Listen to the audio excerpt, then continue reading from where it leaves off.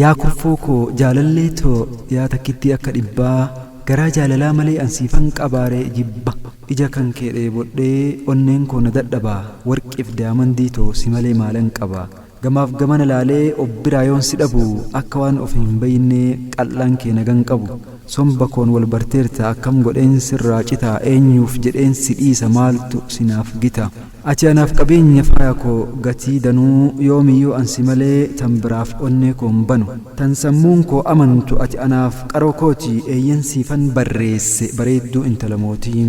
jaalala hamaa keessan laphee koorratti baadhee waadaa kee jaalalaa sammuu keessa ol kaadhee